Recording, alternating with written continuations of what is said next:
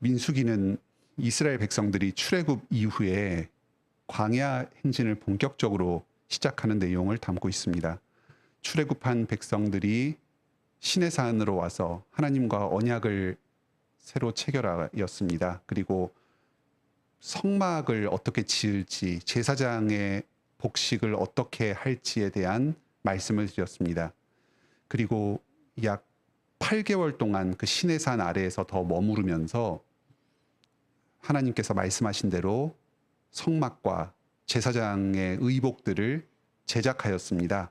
그리고 그 제작하는 기간 동안에 모세는 시내산 위에 올라서 장차 가나안 땅에 들어가서 지킬 이스라엘의 법규들의 말씀을 들었습니다. 그것이 레위기의 말씀으로 기록되어 있습니다. 이제 약 8개월이 지난 뒤에 출애굽을 하고 1년쯤 지나고 둘째 해 2월에 이 백성들이 출발을 하기 시작합니다. 그 여정을 그리고 있는 것이 이 민수기의 내용입니다.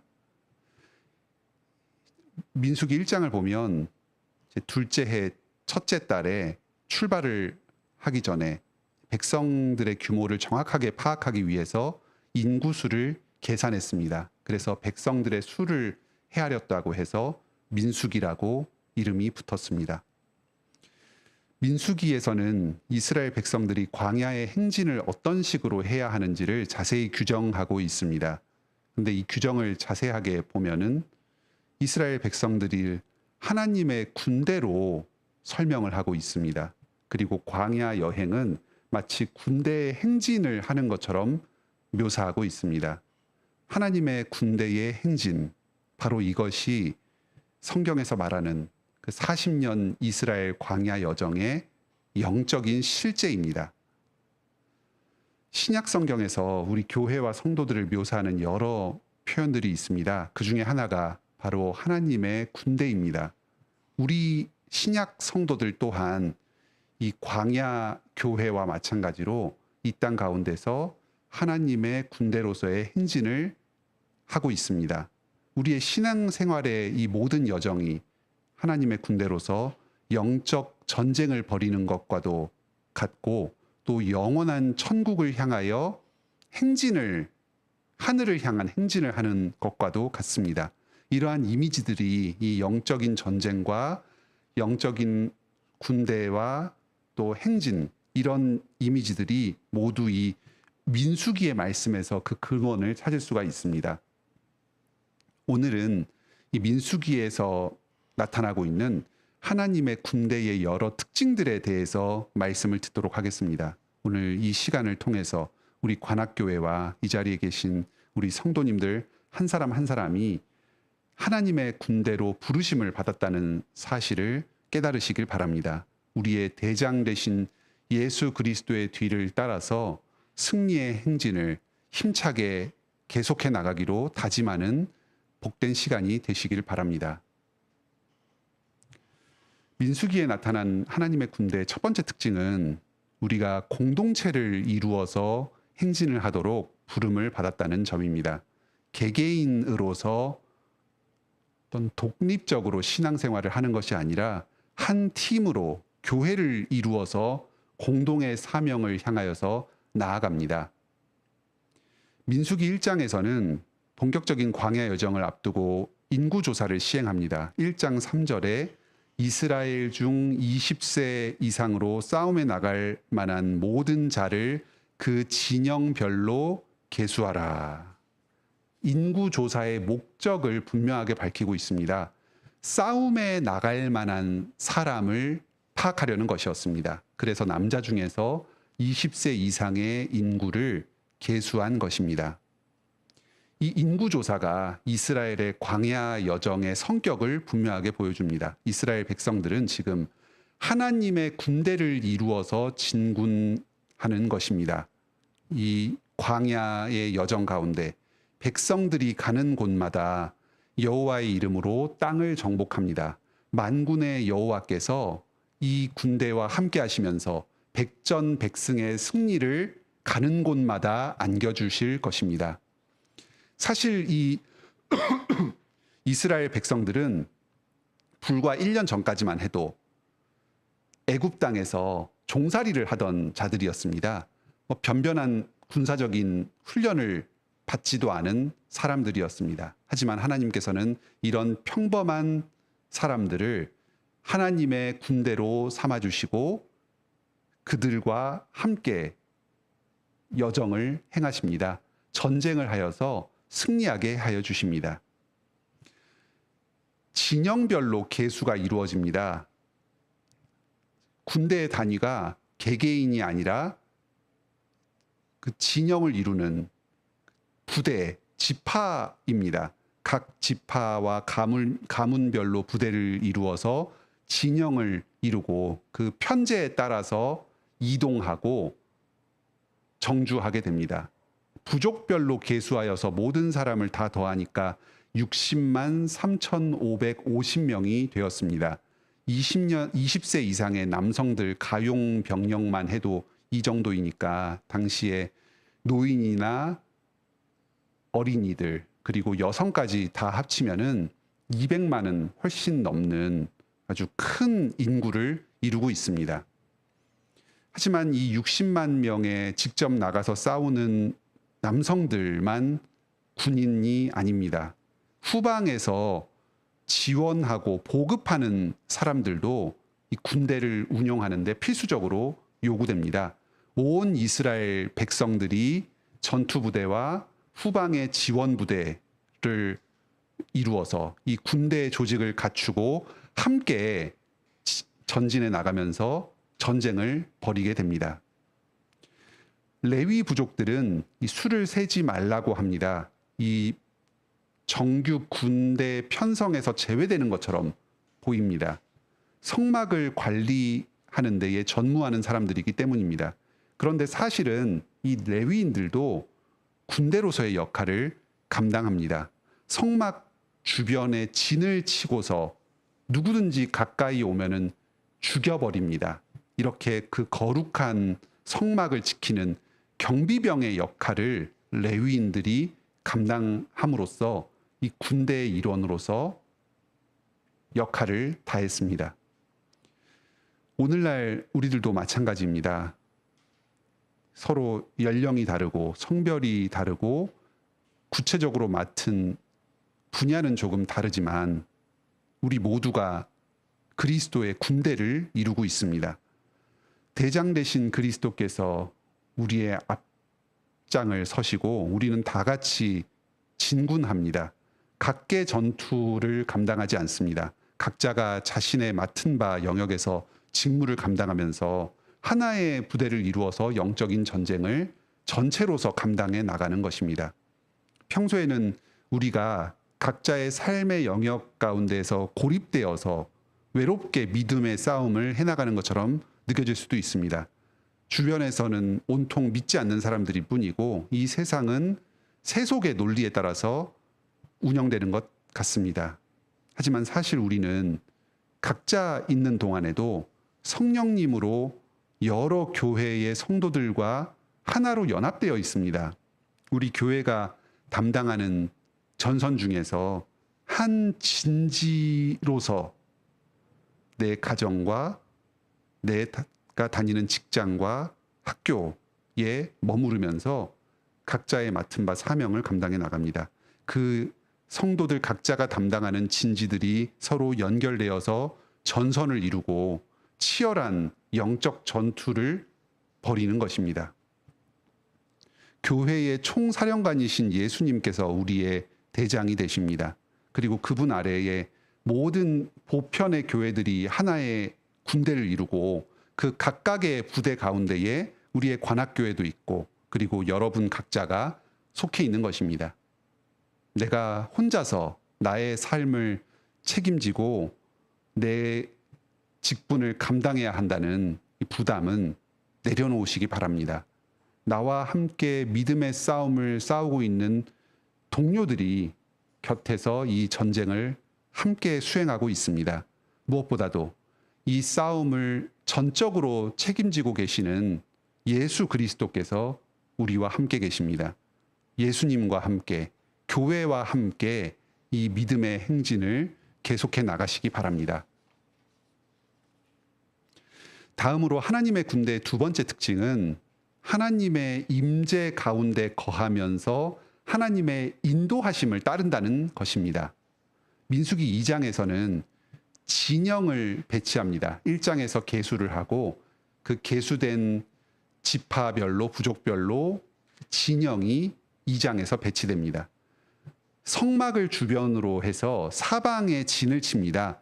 동쪽에는 유다와 이사갈과 스불론 지파, 남쪽에는 르우벤과 시므온과 갓 지파, 서쪽에는 에브라임과 므낫세와 베냐민 지파, 북쪽에는 단과 아셀과 납달리 지파가 각각 배치됩니다. 가운데에 회막이 있고 그 주변 사방을 레위 자손들이 지키고 있습니다. 이스라엘 백성들이 있을 때 그 한가운데에 하나님께서 늘 거하시며 다스리시고 계신 것입니다. 이 여호와의 군대의 핵심은 하나님의 임재에 있다는 사실을 이 진영의 배치가 그림처럼 보여주고 있습니다. 오늘날 우리가 하나님의 가정을 이루고 또 하나님의 교회를 이루어서 전진해 갈 때에 가장 중요한 것이 하나님께서 그 가운데, 우리 가운데 함께 계신다는 이 사실입니다.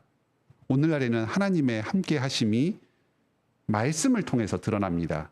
임마누엘이신 예수님께서 지금도 우리에게 말씀과 성령으로 함께 계십니다.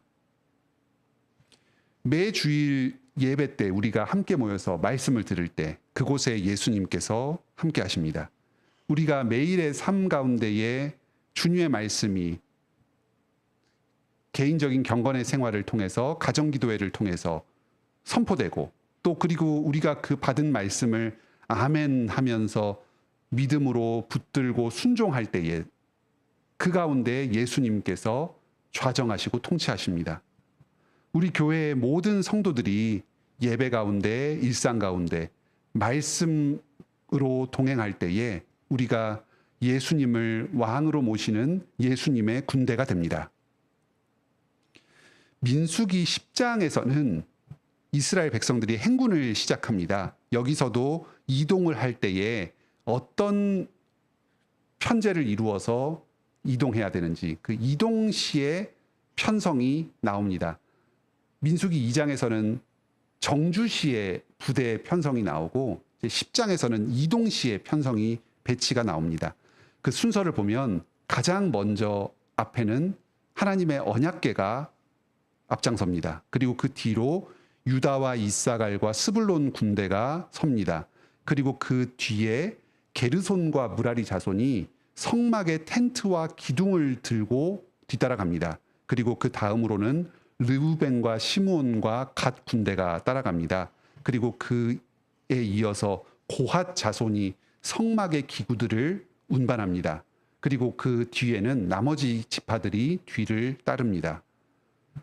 이렇게 언약궤가 앞장서고 지파들이 중간중간에 서서 성막의 기물들을 호위하면서 행진을 하는 식으로 배치가 되었습니다. 이스라엘의 광야의 행진에 중요한 것은 대적과 전쟁을 하는 것이었습니다. 그 광야의 곳곳에서 여러 이방의 유목 민족들이 그 이스라엘 백성들이 가지고 있었던 애굽 땅에서부터 가지고 나왔던 그 귀금속들과 재물들을 탐내었습니다. 그리고 그 이스라엘 백성들을 사로잡아서 자신들의 노예로 삼고자 하였습니다. 그래서 곳곳에서 약탈을 하려고 공격해 왔습니다. 이들의 침략을 물리치고 그들을 정복해야지만 앞으로 계속해서 나아가면서 행진할 수 있었습니다. 가나안 땅에 도착할 수 있었습니다.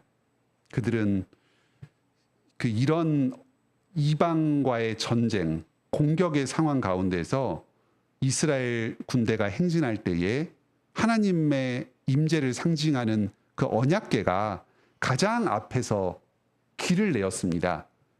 그 이방의 원수들과 앞장서서 하나님께서 싸우시면서 백성들을 이끄셨습니다. 그리고 여호와의 구름 기둥과 구름 기둥이 그와 함께 하면서 자연의 뜨거운 햇살로부터 백성들을 안전하게 보호하였습니다. 또 적들의 침입이 틈타지 못하도록 백성들을 그 시야에서 가려주는 역할을 하였습니다. 이렇게 민수기의 그 여정 가운데 하나님께서 언약궤로 또 구름으로 함께 하시면서 이 백성들을 지키시고 인도하여 주셨습니다. 지금 신약 시대 오늘날에는 이러한 하나님의 임재가 더 이상 언약궤와 구름으로 나타나지는 않습니다. 우리에게는 말씀으로 임재하십니다.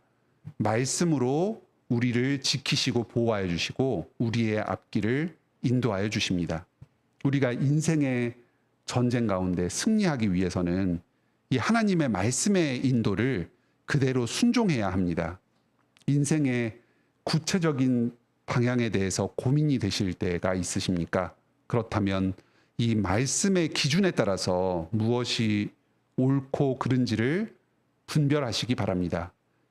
말씀의 일반적인 원칙이 구체적인 삶의 상황 가운데 잘 적용되지 않는다면 기도하시면서 그 말씀의 빛을 내 삶 가운데 비추어 주시고 구체적인 인도를 해 주시기를 구하시기 바랍니다. 또 주위의 여러 직분자들과 신앙 선배들로부터 자신의 삶의 문제에 말씀이 어떻게 적용될지 조언을 구하시기 바랍니다. 그리고 그런 모든 과정을 거쳐서 어떠한 방향이 옳은 방향인지 그 주님의 말씀이 가르치는 그 확신이 드신다면 그대로 순종하시기 바랍니다. 때로는 그것이 세상의 상식과 배치되는 경우도 있고 내가 옳다고 생각하는 바와 어긋날 수도 있습니다. 현실적으로 손해를 볼 수도 있고 또 앞길이 막막하게 느껴질 수도 있습니다. 하지만 그 말씀에 그대로 순종하는 그것 가운데에 참된 지혜가 있고 주님의 인도하심이 있습니다. 이것이 바로 오늘날 하나님께서 주님의 군대를 인도하시는 방식입니다. 마지막으로 하나님의 군대의 세 번째 특징은 기쁨으로 자신의 모든 것을 하나님께 드린다는 점입니다. 민수기 7장에서는 예배 가운데에서 하나님께 복을 받은 자들의 반응이 나옵니다. 민수기 6장의 가장 후반부에 우리가 아론의 축복이라고 부르는 대제사장의 축복, 예배 드린 자들에게 주님께서 베풀어 주시는 그 은혜의 축복의 말씀이 나옵니다. 그에 바로 이어서 민수기 7장에서는 여러 부대들이 주님께 예물을 바치는 내용이 나옵니다. 자기가 가진 것들을 주님께 다 바칩니다. 여러 가문들의 지휘관들이 한 사람씩 돌아가면서 많은 재물을 바칩니다. 이 지휘관이라는 용어 자체가 군대의 용어입니다. 여호와의 군대로서 이 재물을 바친다는 이런 이미지가 지금 민수기 전반부의 전체에 깔려 있습니다. 레위인들에게 수레와 소를 바쳐서 성막의 기물을 옮길 수 있도록 그 이동에 용이한 물품들을 제공해 주었습니다. 또 제사를 드릴 수 있도록 여러 필요한 제물들을 공급했습니다. 가문별로 동일하게 많은 헌물들을 바쳤습니다. 어느 한 가문도 빠지지 않고 모든 부대들이 이 성막의 운영과 그 예배를 드리는 것에 기여했다는 것이 강조되고 있습니다. 군대가 대장 대신 하나님께 물건을 바쳐드린다면 그 물건은 무엇이겠습니까? 전리품입니다. 하나님께서 이끄신 그 전쟁에서 승리한 자들이 전쟁을 통해서 얻은 전리품들을 줄줄이 그 왕에게, 대장에게 가지고 오는 것처럼 이 민수기 7장의 그 헌상이 묘사가 되어 있습니다. 이 지파마다 많은 제물들을 바치고 있습니다. 이것은 한 개인에게서 나오는 것이 아닙니다. 모든 군인들이 저마다 모은 그 전리품을 각 진영의 지휘관들이 대표로 해서 바치고 있는 것입니다. 그런데 이 7장의 본문을 잘 살펴보면 조금 특이한 부분을 발견할 수 있습니다. 시간적으로 좀 순서가 맞지 않습니다. 7장 1절에 이 헌상을 하는 시점이 장막 세우기를 끝내고 기름을 발라서 구별한 날에 하였다고 설명을 하고 있습니다. 이 민수기 1장에서 성막은 2년 1월 1일에 다 세워졌습니다. 둘째 해에 1월 1일에 성막이 완성되었습니다. 출애굽기 맨 끝에 일어났던 일입니다. 그리고 이 민수기 1장에서는 그보다 한 달 뒤인 2월 1일에 주신 말씀으로 시작하고 있습니다. 이제 그때의 계수를 하고 이제 행진을 할 준비를 시작합니다. 그 성막을 완성한 1월 1일부터 백성들을 계수한 2월 1일까지 한 달 기간 동안은 필요한 준비들을 갖추었던 것 같습니다. 그런데 지금 여기 7장에서 갑자기 성막을 완성하기를 마친 후에 이 헌물을 드렸다고 하면서 시간적으로 다시 한 달 전인 1월 1일로 돌아가고 있습니다. 민수기는 2월 달부터 시작되는데 출애굽기 후반부인 1월 1일로 다시 7장에 들어서서 돌아가서 이야기를 하고 있습니다. 이것은 성령님께서 의도적으로 어떤 메시지를 전달을 하시기 위해서 이런 시간적인 좀 시간적으로 뒤로 그 역순으로 돌아가서 설명을 하고 계신 것입니다. 이 6장 마지막에서 예배 가운데 하나님의 임재를 경험하고 복을 받은 사람만이 이렇게 7장에서와 같이 자기가 가진 것을 하나님께 온전히 바쳐드릴 수 있다 하는 것을 강조하기 위해서입니다. 그래서 이런 메시지를 전달하기 위해서 시간적인 순서를 조금 뒤바꿔서 이런 식으로 배치를 하고 있습니다. 당신은 성막을 완성한 뒤에 광야 여행을 하기 위해서 여러 가지 재물들이 필요한 시점이었습니다. 성막을 운반하고 그리고 광야에서 관리하고 또 계속해서 제사를 드리려면은 여러 재물들이 필요하고 또 기름이나 또 운반을 하기 위한 비용들이 필요했습니다. 예배를 세우고 또 교회를 운영하기 위해서 필요를 채우기 위해서 이 군대로서 재물들을 바치는 것입니다. 이 지금 시작하는 시점뿐만 아니라 여행을 하는 동안에도 이 이스라엘 백성들은 여러 전리품들을 얻을 때마다 그것들을 지속적으로 이 교회를 위해서 하나님께 바쳤을 것입니다. 하나님의 군대가 전쟁에서 승리하고 전리품을 얻는 것은 단지 자기 개인의 필요를 채우고 자신의 만족과 유익을 얻기 위해서 주신 것이 아닙니다. 하나님을 예배하고 또 하나님의 나라를 계속해서 확장해 나가는 데에 그것들을 사용하도록 맡겨주신 것입니다. 주님께서 나에게 은혜로 승리를 베풀어 주셨습니다. 그러니까 나 또한 주님께서 나에게 허락하여 주신 그 승리의 열매를 아낌없이 주님께 바쳐드리는 것입니다. 오늘날 우리들도 마찬가지입니다. 교회가 복음 전파의 사명을 계속해서 감당해 나가고 또 예배로 계속해서 모이기 위해서는 비용이 듭니다. 이 교회의 운영은 전적으로 성도들의 봉사와 헌금을 통해서 이루어집니다. 그런데 이 성도들이 이렇게 주님과 교회의 일을 위해서 헌신하는 것은 억지로 이루어지는 것이 아닙니다. 예배와 삶 가운데 주님께서 나에게 축복을 주시고 은혜를 베풀어 주시니까 그 복을 먼저 풍성하게 누리면서 감사하는 마음으로 자발적으로 주님께 바치는 것입니다. 이 순서가 중요합니다. 주님께서 먼저 복을 주시니까 우리는 우리의 것을 주님의 일을 위해서 드릴 수 있습니다. 예배와 삶 가운데에 은혜가 넘치면 자연스럽게 봉사가 많아지고 헌금도 늘어납니다. 그러면 교회에서도 그 성도들의 섬김을 말미암아서 더 많은 사역을 감당해 나갈 수 있게 됩니다. 그러지 않고 어떤 필요가 있으니까 무슨 일을 해야 되니까 더 헌신해야 한다. 이런 식으로 사업을 앞세워서 일을 행하다 보면 어려워지고 일이 제대로 되지 않습니다.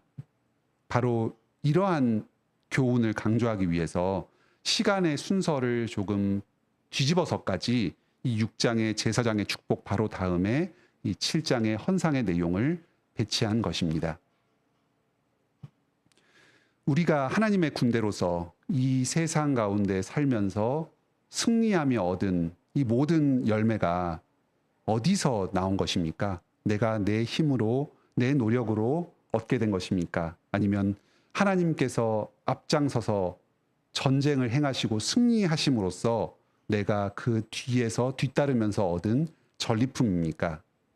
그렇다면 우리는 오늘날 이 예배를 세우고 교회의 여러 필요를 채우기 위해서 어떠한 헌신을 감당해야만 할까요?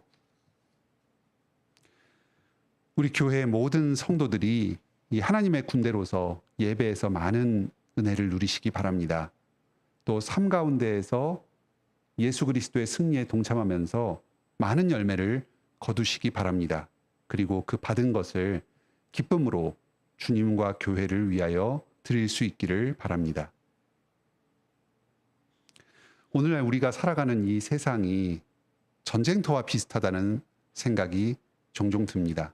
단지 어떤 영적인 비유로서만 우리가 이 광야와 같은 인생길을 살아가는 이 하나님의 군대다 이렇게 설명을 하고 있는 게 아니라 실제로 우리의 삶 자체가 전쟁을 치르는 것 같은 그 치열함이 있습니다.